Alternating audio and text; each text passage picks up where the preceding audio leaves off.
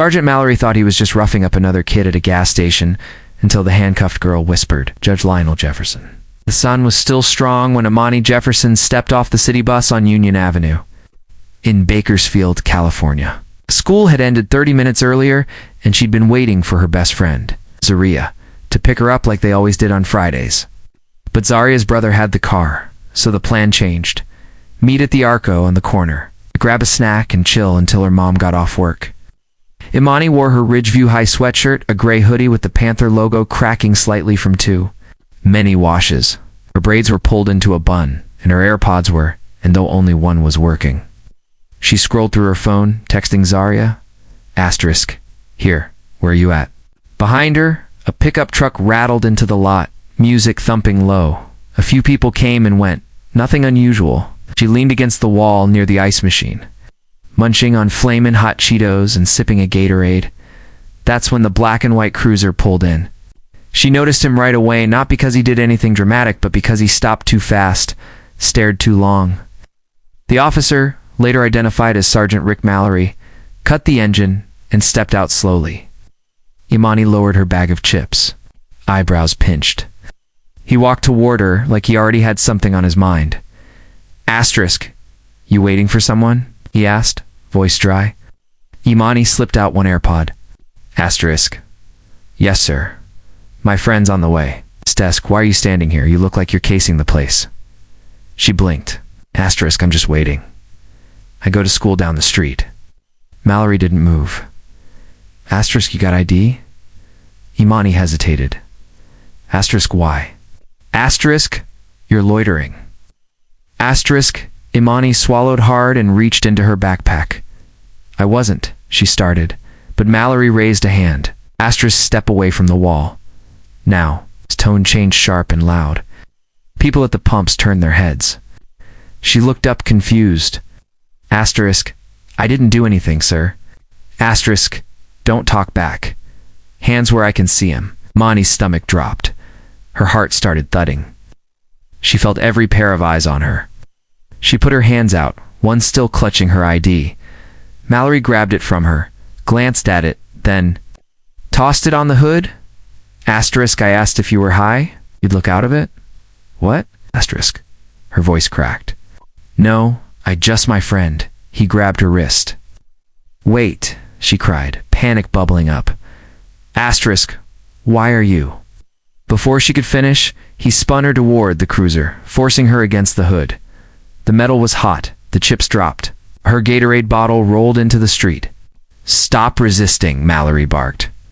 "I'm not resisting," she screamed, voice now shaking. "You're hurting me." Gasps broke out.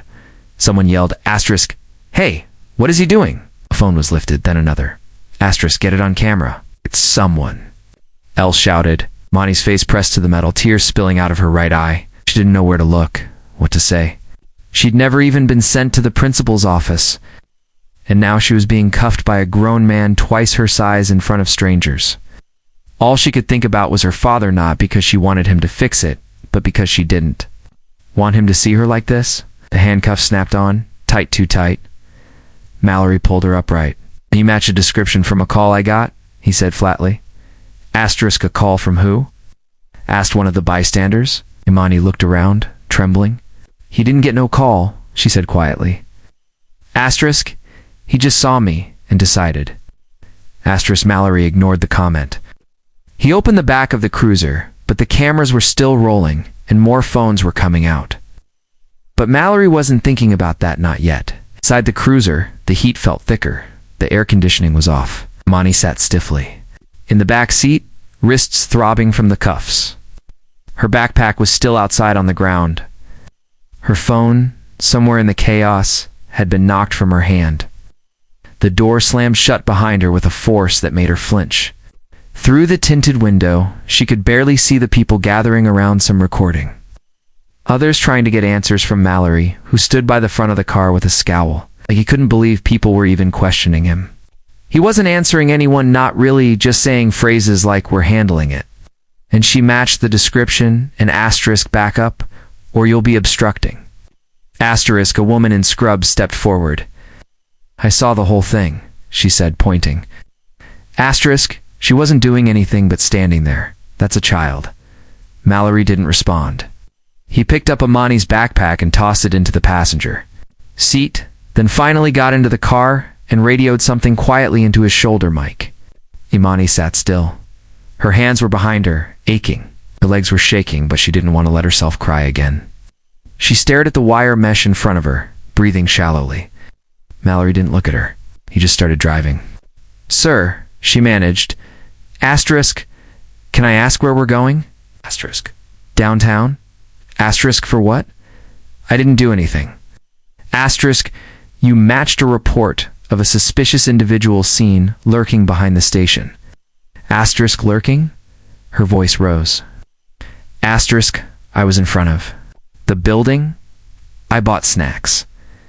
I was texting my friend. Mallory's knuckles tightened on the wheel. Listen, she said, trying to stay calm. Asterisk, I'm 16. I go to Ridgeview. I've never been in trouble. You're making a mistake. Asterisk, but he didn't answer. He just kept driving. The cruiser pulled up outside the Bakersfield Police Department downtown. She'd only seen it once during a school field trip in 8th grade. It looked different now. Colder. Bigger. Mallory parked, got out, and opened the back door. Asterisk. Let's go. Imani stepped out slowly, wincing as the cuffs dug into her wrists. The bright sunlight hit her face like a slap. She lowered her head as he guided her through the entrance. Every person they passed turned to looked some confused, others barely paying attention. At the desk, a younger officer raised his eyebrows. Asterisk, another one, he muttered, eyeing Mallory. Asterisk, suspicious activity, loitering, possibly under influence. Imani whipped her head toward him. Asterisk what? Mallory ignored her again. Asterisk will do a quick hold, then call the guardian. You can log her in. The officer hesitated. Asterisk? You do a search already? Bags up front, Mallory replied. Asterisk, she had no ID on her when I cuffed her. Imani said sharply. Asterisk, that's not true. You took it from my hand and threw it on the hood. Asterisk, the young officer glanced between them. Awkward now? Look, Imani said, voice trembling. Asterisk, my name is Imani Jefferson. My dad is Judge Lionel Jefferson. Call him right now. You'll see. Asterisk, that made Mallory pause. He squinted. Asterisk Jefferson. Yes. Asterisk, she snapped. Asterisk, you know the name. Everybody here does. Asterisk, the front desk officer blinked, his posture straightening. Asterisk, wait, Judge Jefferson. At the Superior Court, Imani nodded quickly. Asterisk, yes, he's my dad. He's probably at work right now. His office is 4 minutes from here. Asterisk, Mallory's jaw clenched, but he still tried to play it off. Asterisk, kids throw names around all the time, then call in check. Asterisk, Imani shot back. Asterisk, go ahead. The officer at the desk reached for the phone. Mallory stepped back, fuming silently. Imani looked at him with all the strength she could muster. Asterisk, you're gonna wish you didn't treat me like this. Asterisk. But it wasn't just about her anymore. The videos were already making the rounds in 2 different group chats. One among Ridgeview High students, and another among concerned parents. The footage had started to circulate. One clip had already hit TikTok with over 10,000 views in less than an hour, and someone had tagged Judge Lionel Jefferson. But that storm hadn't hit yet. Not quite. Judge Lionel Jefferson was halfway through. A sentencing memo when his phone vibrated on the corner of his desk. He almost ignored it.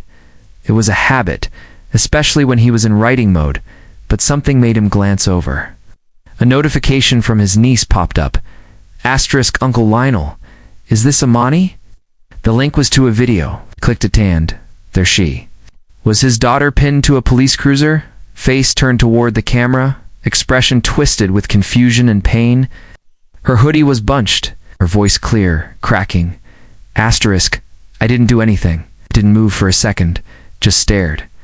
At the screen, then he stood up. Within 10 minutes, he was in his car, his judicial robe still hanging on the back of his office door. He didn't call the station ahead. He didn't notify his assistant. He drove straight to the Bakersfield Police Department. In silence, gripping the steering wheel like it might snap, inside the precinct, chaos was brewing. The front desk officer had confirmed Imani's identity. Mallory was pacing in the hallway, trying to stay calm. He hadn't said much after hearing the name, but his silence said everything. And now, the captain had been called in. The front desk officer said nervously as the judge walked in. Asterisk, she's in the back. I tried. Sigh, I didn't know. Where is Sergeant Mallory? Asterisk, Jefferson asked, cutting him off. The officer pointed down the corridor. Asterisk, he's in the supervisor's office. Asterisk, Jefferson didn't wait. He found the door, knocked once, then opened it. Mallory stood by the window, arms folded. Captain Serena Hollow was seated at the desk, already reviewing body cam footage on a laptop. She stood up quickly when Jefferson entered. Judge Jefferson, she said carefully, I'm just getting briefed, asterisk. My daughter is in your custody. Asterisk, he said, voice even but tight. Asterisk, I want her released. Now. Hollow hesitated. Asterisk, we were just confirming the situation. Apparently there was a call, there was no call. Asterisk, Jefferson snapped. Asterisk, she was standing outside a gas station waiting for her friend. This man, asterisk, he pointed directly at Mallory. Asterisk, tackled and cuffed a minor without cause. Asterisk, Mallory opened his mouth to defend himself. You didn't know who she was? Jefferson cut him off. Asterisk, you didn't care. And now you're standing here pretending like this was just a miscommunication. Asterisk, Mallory tried again. Matched. There is no matching when you don't even speak to the person, Jefferson said. Asterisk, you saw a black girl with braids standing alone, and that was all you needed. The room went still. Captain Hollow glanced at Mallory. Rick, she said low. Asterisk, why don't you give us a moment? He hesitated now, she added. Mallory stepped out without a word. Jefferson took a breath, steadying himself. Asterisk, I've spent 23 years building credibility in this courthouse. I've sentenced murderers.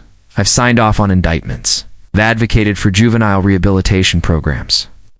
And now my daughter has to learn firsthand that none of that protects her from being humiliated by someone with a badge. Asterisk, Hollow, nodded slowly. Asterisk, you're right, and I'm sorry. She'll be released immediately. I'll initiate a review. I'll also contact Internal Affairs. Make sure that body cam footage is preserved. It is. I promise you. Asterisk, meanwhile, in the holding room, Imani sat alone. She'd stopped crying. Her eyes were red but dry now. She kept repeating her dad's phone number in her head like a mantra. When the door finally opened, she looked up and saw him. He stepped inside, his face composed but unreadable. He didn't say anything right away. Jess walked over and crouched in front of her. Asterisk, you okay? She nodded, barely. He reached for her hands, gently inspecting her wrists where the cuffs had left raw marks. Let's go, he said quietly, as they walked out. Every officer who saw them averted their eyes. One even stepped aside as the two passed. Outside, the heat hit again, but this time, the air felt different. Charged. Jefferson opened the car door for her, then got in behind the wheel. Neither of them spoke for several minutes. Finally, Imani whispered, Asterisk, I thought I was going to end. Up in a cell? Asterisk, he looked at her. No, you're not invisible, he said. Asterisk, you never were. And now the whole city's about to know that. Asterisk, but it wouldn't stop with the city. It was already spreading wider, faster than either of them expected. By the time they got home, the video had reached the news, not just local, regional, then national. It started with one clip from a teenager named Ebony Rivera, who'd been pumping gas and had the presence of mind to hit record when she saw Imani getting slammed against the cruiser. She uploaded it to Instagram and TikTok with the caption, Asterisk, he cuffed her like she was a grown man, no reason, just standing there eating chips. Asterisk, within hours, that clip had over 1.4 million views. Major pages picked it up. Hashtags formed and multiplied. Hashtag justice for Imani. Hashtag who protects black girls. Hashtag BPD accountability. Then came the screenshots, Mallory's face in every frame, still gripping her arm. When reporters figured out who she was, the daughter of Judge Lionel Jefferson, Everything shifted. At the Jefferson home, the lights in the front room stayed on late. Phones rang nonstop. Imani sat curled up on the couch, wrapped in a blanket, her phone buzzing on the coffee table every 10 seconds.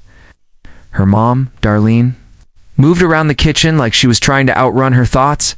She kept wiping down the same counter again and again. Judge Jefferson stood at the window, arms folded, phone pressed to his ear. Asterisk no, I'm not speaking publicly. Not yet, asterisk, he said quietly. Asterisk, I don't want this to become a headline for your paper. This is my daughter. Another pause. Asterisk. No. I don't want a profile on me. I want an investigation on him. Asterisk, he ended the call. In the background, the TV played a loop of the footage on every station. Anchor after anchor repeated the same line. Asterisk 16-year-old Imani Jefferson, daughter of respected Superior Court Judge Lionel Jefferson, was forcibly detained outside a gas station by Bakersfield Police Sergeant Rick Mallory, sparking widespread outrage. The video made it to MSNBC, then CNN, then a panel on The View asterisk mentioned it. Imani's face half-turned, eyes wide.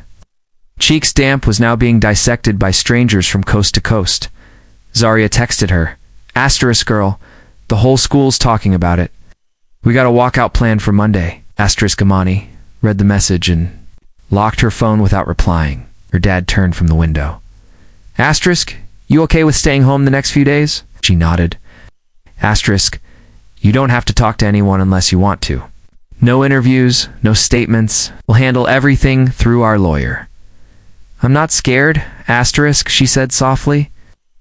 Asterisk, I know you're not. Asterisk, I'm embarrassed. Asterisk Jefferson looked at her for a long moment, then sat beside her, careful not to. Crowd her asterisk, you did nothing wrong. I froze, she said. Asterisk, I didn't even know what to say to him. I kept thinking, don't move too fast, don't argue, don't look like a threat, and he still treated me like asterisk she didn't finish. Darlene came into the room and sat on Imani's other side, putting a hand on her knee. It shouldn't have happened, she said. Asterisk, but now people are watching. And your voice matters whether you use it today or next year. The next morning, Judge Jefferson's office issued a brief, stern statement. What happened to my daughter should never happen to any child. The law does not allow it. My position doesn't shield her from injustice in that truth is unacceptable. You're pursuing legal review and expect accountability, no exceptions. Asterisk, the response was swift. The Bakersfield Police Department announced that Sergeant Mallory had been placed on immediate administrative leave, pending an internal investigation. They cited growing community concern and the need for full transparency. Still, the Jeffersons didn't feel relief not yet, because the internet wasn't just reacting, it was erupting. Old body cam footage of Mallory resurfaced, shaky clips of him pulling over black teens, yelling at a young Latino boy, rough handling a man outside a bowling alley. None had gained traction before now. They were stacked like kindling. Journalists dug into department records. Civil rights groups demanded a public apology. City Council scrambled to respond. The police union issued a statement defending Mallory's record and service, which only added fuel to the fire. At Ridgeview High, Imani's classmates walked out of fourth period in silent protest, holding signs that read I could be Imani and asterisk stop policing black kids. Inside her bedroom, Imani watched it all from her laptop, jaw clenched, eyes clear. She didn't want to be a symbol, she wanted answers.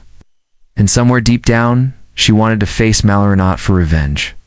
But because she needed to see if he would even look her in the eye, but she wouldn't have to wait long, because public pressure was building and the city couldn't ignore it anymore. The morning Sergeant Rick Mallory was formally identified by the department. His neighbors in East Bakersfield found TV vans parked outside his house. By lunchtime, a dozen reporters were waiting at the curb, mics and notepads in hand, watching his driveway like hawks.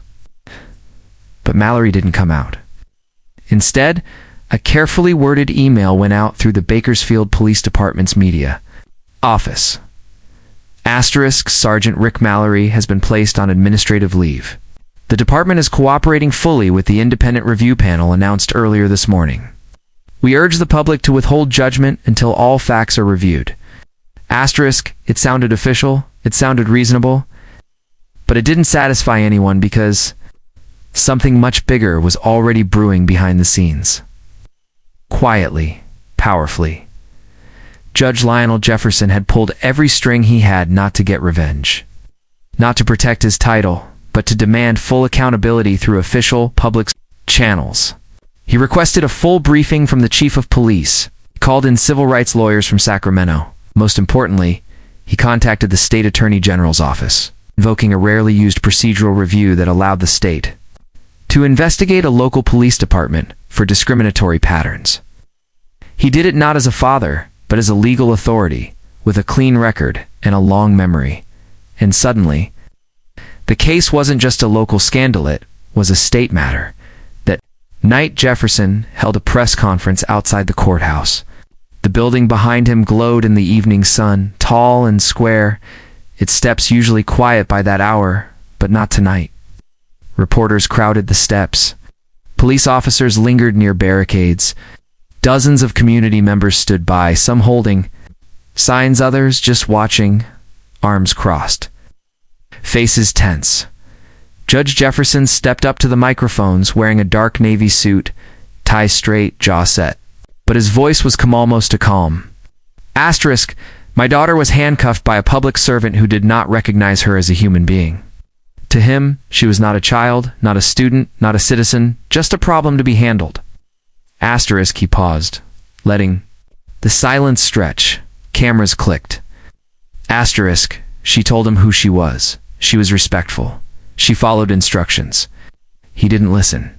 Asterisk, another pause. Asterisk. But that's not the most dangerous part of this story. The danger lies in how many times this could have happened without anyone noticing. How many other children have been treated this way and didn't have a parent with a title behind their name? Asterisk, the crowd shifted. Jefferson looked directly into one of the cameras. Asterisk, I'm not here as a judge tonight. I'm here as a father. And as a father, I'm telling you, I will not let this go. Not because I want headlines, but because I want change. One reporter stepped forward, voice raised. Asterisk, Judge Jefferson, are you calling for Sergeant Mallory to be fired? He met her eyes. Asterisk, I'm calling for something bigger. I'm calling for this department to be audited. For every officer's record, to be reviewed for real, enforced oversight. And yes, if that leads to his dismissal, so be it. Asterisk, the crowd murmured in agreement. Someone clapped. Another reporter asked, Asterisk, has the department reached out to you personally? No, Jefferson said. Asterisk. And at this point, I'm not waiting for an apology. I'm waiting for action. Asterisk, back at the Jefferson house, Imani watched the live stream on her phone. She was curled up in the armchair near the window, a blanket tucked around her legs. Zaria sat beside her, silent, phone face down on her lap. Your dad is wild, Zaria said after a moment. Asterisk, like, I know he's serious at work, but I've never seen him like that. Asterisk, Imani didn't answer right away. Her face was still. He's mad, she finally said. Asterisk, he's more than mad. He's coming for that whole building. Zaria nodded once. Good. Asterisk, outside, a group of neighbors had gathered on the Jeffersons' lawn. Some knocked gently on the door just to say they were praying. Others dropped off baked goods, cards, or envelopes with handwritten notes. One man, Mr. Terrence from down the block, shook Lionel's hand later that night and said, Asterisk, it's not just your fight anymore. Jefferson looked him in the eye and said, It never was. Asterisk, but no one knew yet just how deep the department's problems were. How many people had been waiting for someone like Judge Jefferson to say it out loud by the end of the week? Bakersfield wasn't just reacting, it was reckoning. The police chief, under mounting pressure, stood before reporters and confirmed what many suspected. Sergeant Rick Mallory had a record, not a criminal one, but a pattern of complaints dating back over a decade, none of which had ever led to disciplinary action, 7 excessive force reports, 3 civilian complaints for aggressive conduct with minors, 1 internal memo recommending de-escalation training which had been ignored, The room went quiet when that was read aloud. The chief adjusted his glasses and added, "Asterisk, the department is conducting a full internal review, and we welcome external oversight." Asterisk, but nobody was clapping. No one nodded in agreement, because outside that very building, more than 200 people had gathered for what was now the fourth day of protest. Not riots, not chaos. Just people, teachers, students, business owners marching slowly through the streets of Bakersfield with handmade signs and a steady chant that echoed through every street corner. Asterisk, protect our kids. Justice for Imani. Hold him accountable. Asterisk inside. City Hall, meetings turned tense. The mayor held private talks with Judge Jefferson, local activists, and school leaders. Pressure was mounting from state officials, civil rights lawyers, and even some federal voices. And while all of that swirled above them, Imani tried to reclaim some piece of normal. She sat at the kitchen table that Sunday, trying to finish a short paper for her AP English class, something about truth and narrative voice of mice and men, but her mind kept drifting. Her hands hovered over the keyboard, then stopped. Darlene walked by and set a fresh mug of tea next to her.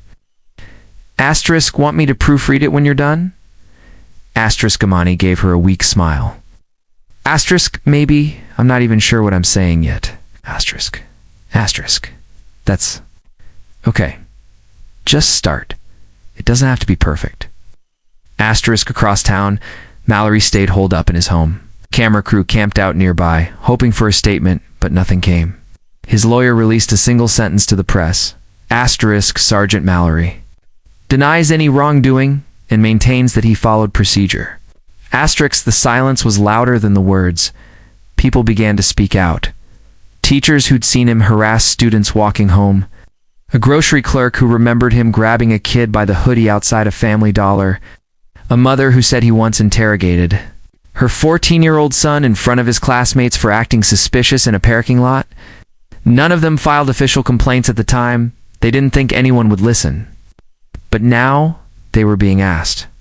Finally, at Ridgeview High, a group of seniors launched a petition. Asterisk, we want real safety. It called for youth advisors on policing policy, an education program on rights during encounters, and a formal apology from the Bakersfield Police Department. Within 72 hours, it had over 18,000 signatures, many from people outside the city. Even outside the state, Judge Jefferson didn't say much during that stretch. He attended meetings, answered calls from law professors, civil rights groups, and reporters, but at home, he kept it quiet, tensional, focused. One night, he found Imani sitting on the back porch, her legs folded up under her, blanket wrapped around her shoulders. She stared into the dark, eyes unfocused. "You're not sleeping?" he asked. She shook her head. Asterisk, not really. Asterisk, he sat beside her.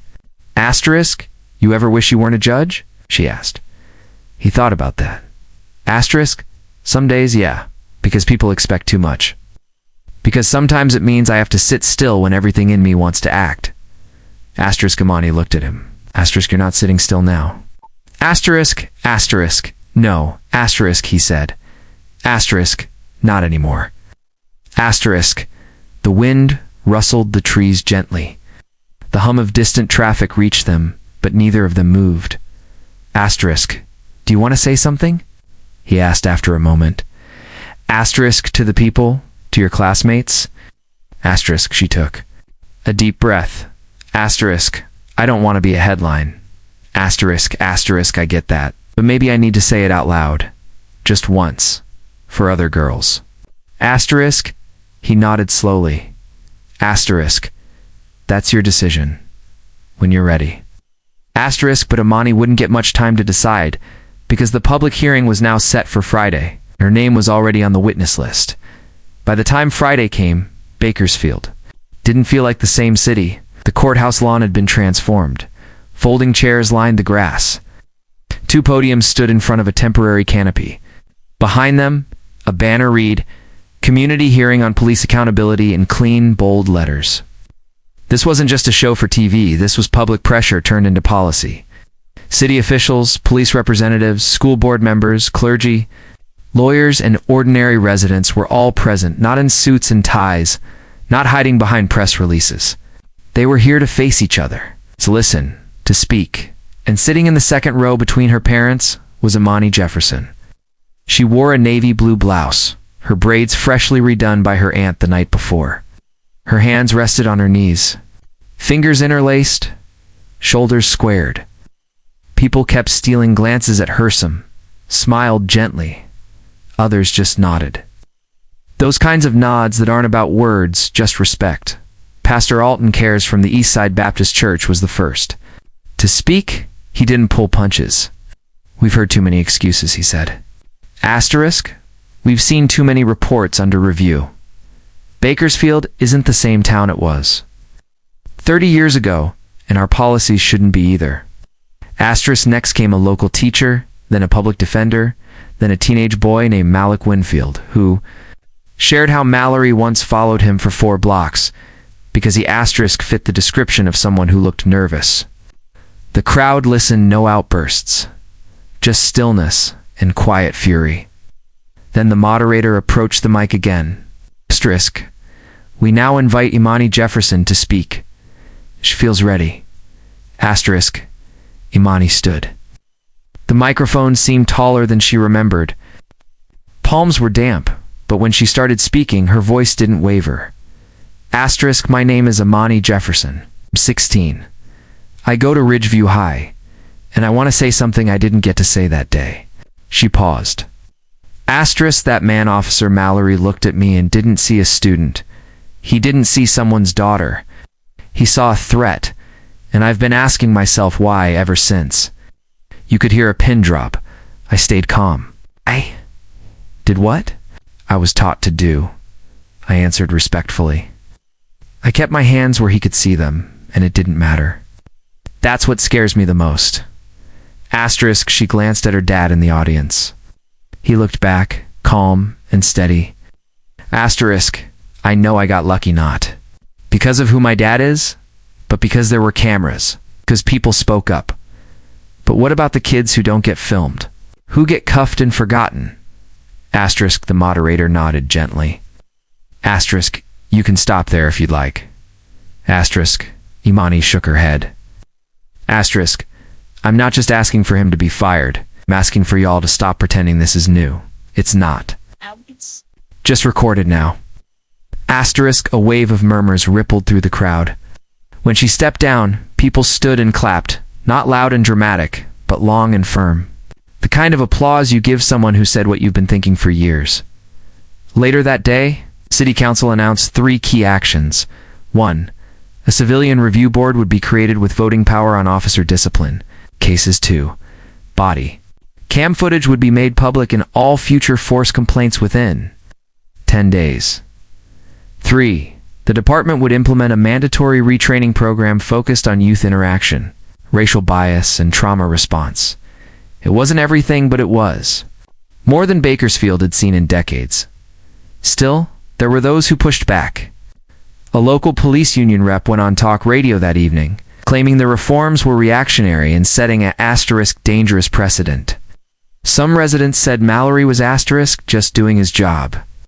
Online comments, too, turned bitter in some corners, calling Imani a tool, or asterisk a judge's puppet.